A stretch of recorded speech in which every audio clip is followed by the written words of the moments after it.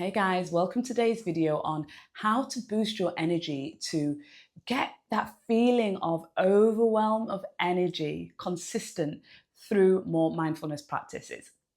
So I really want in this video to make sure that if you're the person who's feeling tired, exhausted, and just having these energy crashes all the time, that you can really get to understand what are some of the lifestyle hacks and practices that you can do. And if you're new to my channel, hello, my name is Elika. I'm an energy optimization coach and I'm a trusted advisor for purpose-driven leaders who want to have more energy because they understand that having their energy in overflow is going to allow them to give a greater impact in the world. And so if you like the sound of that and you want to know the lifestyle tips, the hacks, and the inner work that's required for you to be in more energy all the time, that feeling of energy all the time, then what are you waiting for? Subscribe. So I want to start with mindfulness. And what is it? And let's be honest, the most commonly known mindfulness practice is meditation. And what I want to share about that is that meditation for me has honestly been one of the most important things that I did to my life. It completely changed who I was because it changed the way that I looked at the world by giving me a moment to see the world first. And I also know, just being honest with you, that it took a long time for me and my monkey brain to calm down to get into regular meditation practice. And so on reflection, I think that there are mindfulness practices that we can incorporate that, you know what? When you get those integrated, you probably end up wanting to do meditation and be more committed to a meditation practice. But sometimes starting for meditation, I find for people like me who have that busy brain and who are, like latching onto all these different ideas, it can be hard to calm our minds to sit and to start that practice. And I don't want to delay your mindfulness practice because you haven't been able to master meditation. So mindfulness to me is really about that ability to be present and present with anything that's happening, firstly in your inner world, your inner landscape, and therefore with others. And so when we look at meditation, a lot of people struggle because they're trying to stop themselves from thinking. Whereas really what meditation is there to do is get you to concentrate on just one thing, whether that be the breath, whether that be a chant, whether that be a feeling or sensation in the body. But it draws all the energy that's scattered everywhere into a focus point. And so that's why it's such a great mindfulness practice.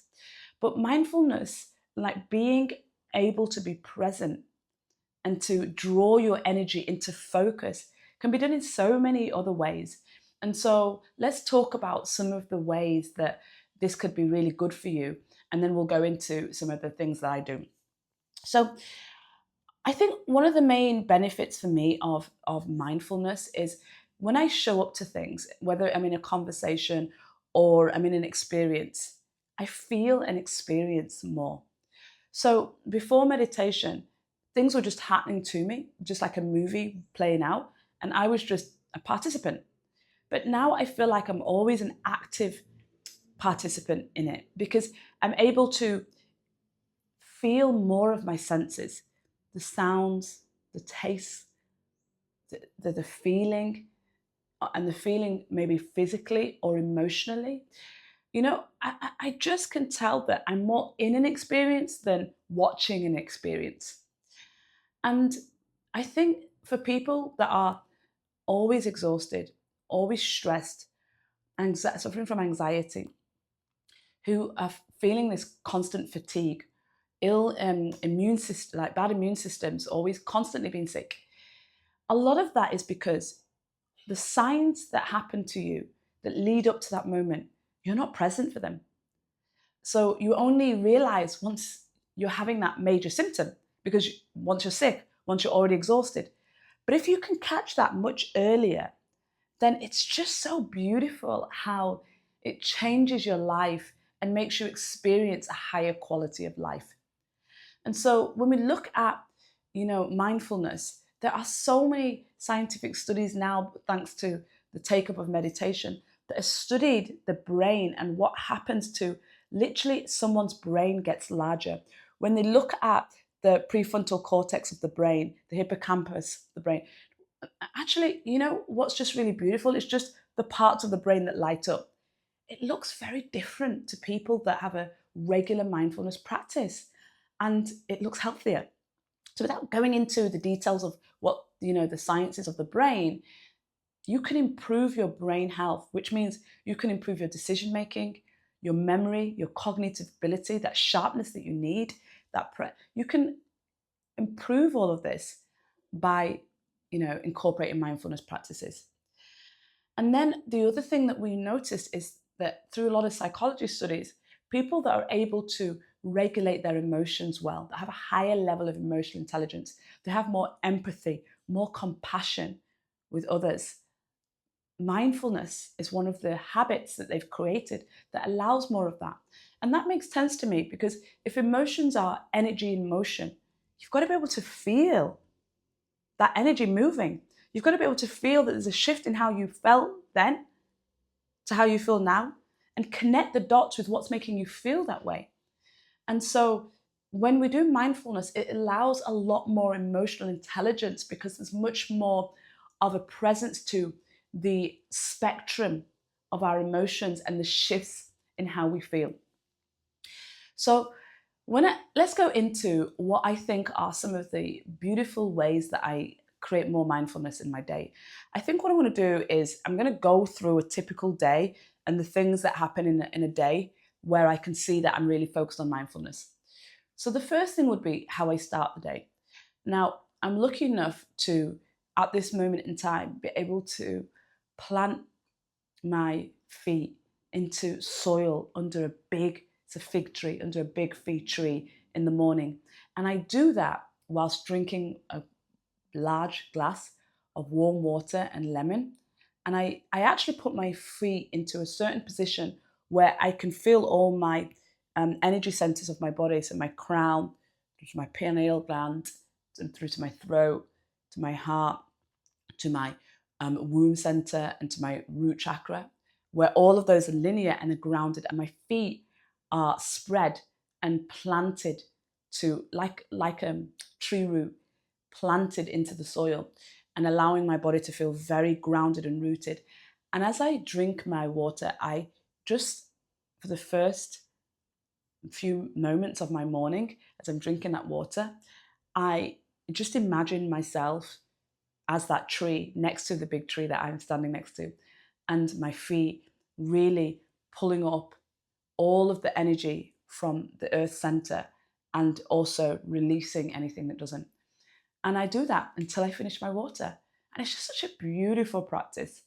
And, for you, whether you could do something like that, where you go into this, in yoga, they have obviously this tree position. So if you can just find a way that would be your version of that.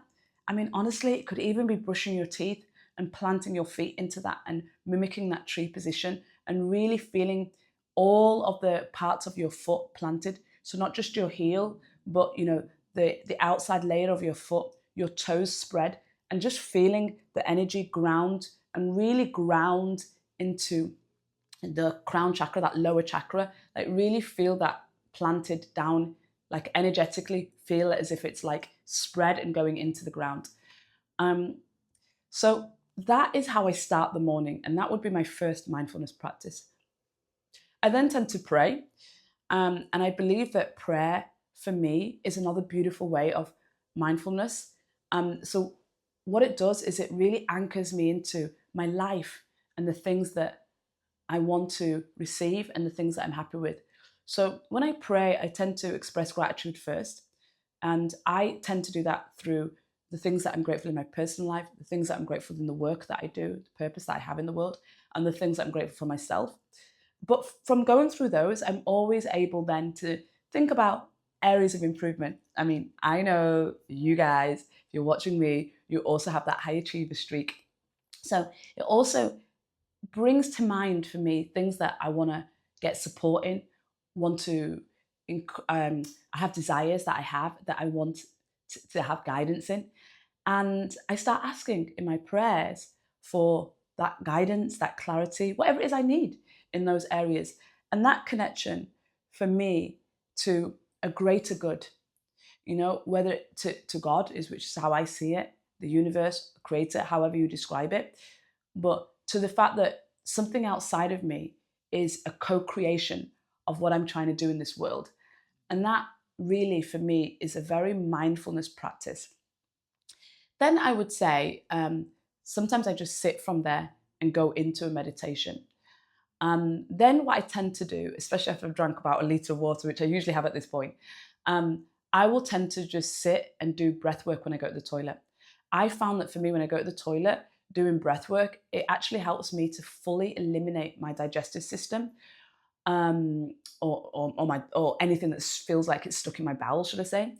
But I've also realized that doing the breath work then allows me to fully be present in my body, what's in my body, and wants to release from my body.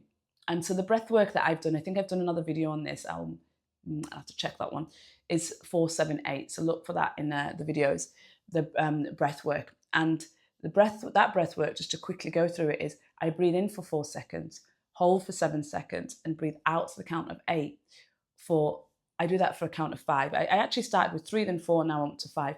And that's the work of Dr. Andrew Weil, who's just an amazing physician. And that has been a breathwork practice that I've been able to sustain. Now, of course, on that topic, breathwork, there are many breathwork practitioners now. You may be able to go to breathwork workshops and classes near you. I, just have some very dear friends that are breathwork practitioners here. But I also believe that, when we're creating this sort of lifestyle where we want to be mindful, we want to have things that are habits as well as things that are outside of us. So going to a class and making that something that you enjoy and do, that's great.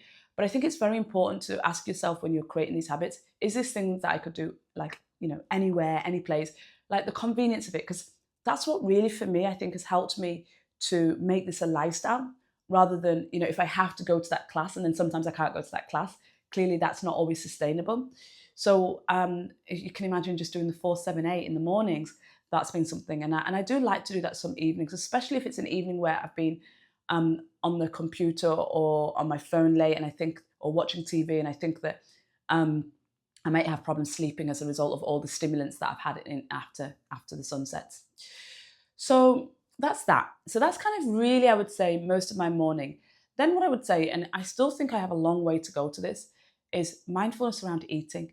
So when I'm eating, trying not to do multiple things and trying to be really present with the food that I eat. Now, I've got to admit, multitasking, especially eating and watching, like something that I want to watch, I don't know, I really like that. I think it's the social aspect. And I think for me, because I'm not with my family at the moment, I also realized that growing up, we had dinner around the table and came together, and there's no way I would have had a device then. But probably, if I'm truly honest, I recreate sometimes that with just watching something, a podcast or something that I'm doing whilst I'm eating. So I can't say, if I'm honest, that that's the healthiest way to do it. But what I do love is when I sit outside and I just eat my food, and I'm therefore just really, really present with the food. And I think for me, it's especially at the beginning when you just first start. And so a really good way to do that is actually just to pray over the food before you consume it. It just is a mindfulness practice that brings presence to you, the food. You can just maybe just express gratitude to the food, or to how the food was created, or the source of the food. And I think that is a beautiful way to connect and also to start that digestion. Remember, digestion starts really in the mouth with the saliva, but really with the eyes when you see and notice the food. So that's one thing. And so clearly that's something I'm doing throughout the day as I eat, right? I don't always eat 3 meals a day, but when I do eat, that's something that I can just be like, oh, thank you for this meal. Oh, thank you for this food. Oh, thank you for nourishing my body. And that's just a way of quickly bringing in some mindfulness. Then as I go through the day, I would say generally, exercise for me, starts at the beginning of the day. And that can be different things. I do yoga, I do resistance training with my dumbbells. I like working out in my garden, doing functional moves. But my favorite is walking. So with any of these exercises, what's really important is, do you ever feel the connection in your body? So when you walk, do you ever just make sure that you imagine you feeling every foot hit the ground. When you're doing weights, do you really put your energy and intention into what is the muscle or the part of my body that this is designed to activate? That one is so lovely. Like when I think about doing things like squats, and I really imagine my bum extending outwards and really working the glute, and then as I push up, really pushing through the the the base of my feet, you know, like really grounding myself and pushing through that energetically. So just being really present in the muscles that are engaged, or the part of the body that is like maybe touching the ground or being activated as we do our movement practice. That's just a really beautiful way of having mindfulness. And as I go throughout the day, there's obviously various different movements. And then the obvious one is communication, communication with others, noticing how much I'm speaking versus them. I love sharing. I'm passionate about my personal growth and others. So you can imagine for me, this is very difficult. It's not difficult for me to be present, but it's really difficult for me to just allow someone, especially if they're naturally more introverted, to fully get out their expression when there's silence there as well. But just being allowing that space, like in between, and allowing someone's full expression, and really picking up on not just the things that are being said, but the things that are not being said, like really paying your attention. And if you struggle with that before interrupting people, expanding your capacity, stretching, you know, your ability to be able to hold more presence of another person. This is a beautiful mindfulness practice. So obviously those connections are happening through the day. And then I would say, then as I come towards the end of the day, one of the things that I am really conscious about, and therefore bringing mindfulness practices about, is my lighting and how much exposure I'm having to bright light, computer, my phone, you know, all the filters and all of that overstimulate me and don't allow me to be mindful that I want to go into one of the best meditation practices you can have, which is deep restorative sleep. So before going into sleep, what I do is when I brush my teeth, I personally like to brush it over a candle light. So I turn off the light in the bathroom and just put a candle light on, and I find it just a really beautiful practice to just watch the candle light as I brush my teeth. It's just so beautiful. So this is something that I do before sleeping. So those are the major ones that I want to share with you today. And of course, there are so many more. And I could have just spent this whole time talking about meditation. But I do think that meditation is one that you have to explore your right way of meditation. I said this a bit at the beginning about it. It can be one of those ones that I think delays you doing another mindfulness practice. I definitely had to start with guided meditation where someone was speaking and guiding me before I could just sit by myself in pure silence. But there are various, you know, voices, there are various apps, there are various ways that you can, and technology actually, I was just thinking about the one, is it called Muse, the headband? That's a brilliant one that I tried to send you music as your thoughts go elsewhere. So there are various ways that you can really consider getting into meditation if that's one of the ones. But I would just generally think about the habits that I've shared today and think about what's one or two of them that you're like, let me just start with there and take it to mastery. Do it for 30 days until you can't imagine just not doing it, and then add on layer by layer. And that's how I think that you will create more mindfulness habits, make it a lifestyle, and you'll notice from there that your energy is much more consistent because you're more consistent, because you're more consistent. You will therefore not let yourself get to the point where your energy is drained.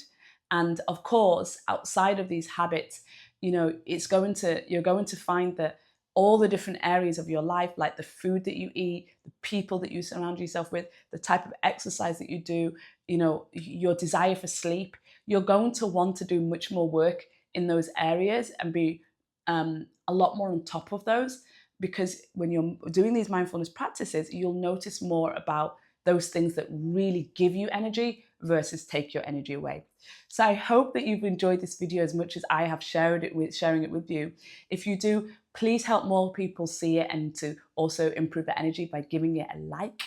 And you know, I would always say that one of the best ways to help you on this journey to just being more in overflow of your energy and recognizing that energy is your most valuable currency is my newsletter, because that's where I'm sharing the day-to-day times where I'm auditing my life for energy leaks, and I'm bringing in practices through the food that I eat, the people, the experiences that I have that allow my energy to be in overflow all the time. So you'll find my newsletter link in the description. So you can click on there to subscribe to my newsletter.